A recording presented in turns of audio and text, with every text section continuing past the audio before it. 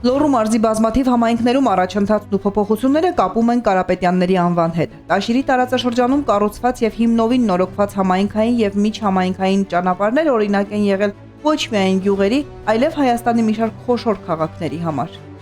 Ազգային ժողովի նախկին падգամավոր Կարեն Կարապետյանի նախաձեռնությամբ համայնքային ծրագրերը գույքագրելու եւ դրանց լուծումն առաջ տանելու նպատակով պետական ծրագրերի եւ մասնավոր հնարավորությունների համադրմամբ, ինչպես նաեւ ազգային բարերար Սամվել Կարապետյանի ներդրումներով Տաշիրի տարածաշրջանում կառուցվել եւ վերանորոգվել են շուրջ 100 կիլոմետր ճանապարհներ։ Մերձավան, Սարչապետ, Նորաշեն, Կացնարատ, Լեռնահովիտ, Պետրովկա եւ այլ համայնքներում։ Մենք շատ երախտապարտ ենք իրանց,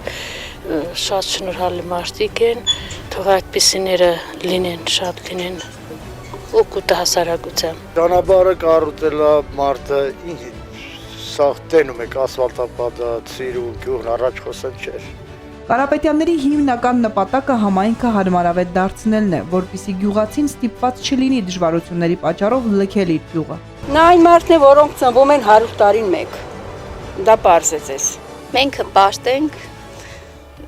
որ այսպիսի պատգամավոր ունենք։ Մարզի որոշ համայնքներում տարիներ շարունակ լուրջ խնդիր էր խմելու ջրի հարցը։ Մարդիկ ստիպված էին օգտվել ոռոգման ջրից կամ ջրհորներից։ Սարչապետ, Նորաշեն, Մեդովկա եւ Լեռնահովիտ համայնքներում խմելու ջրի խնդիրը լիովին լուծվել է դարձյալ Կարապետյանների նախաձեռնությամբ։ Շատ ուրախ եմ եւ շատ հպարտ եմ,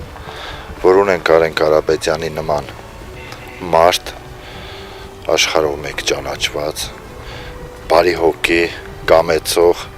եւ միշտ մարդկանց աջակցող, մարդկանց կողքին կանգնող եւ ամբողջ հայազգությանը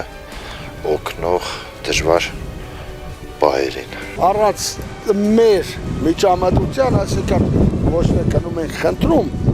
իրանք նախատեսում են, որ սենց պտել ես կամ պտել ես։ Գյուղացու կենցաղը բարելավելու նպատակով նույն համայնքներում անցկացվել է նաեւ գազամատակարարման ցանց։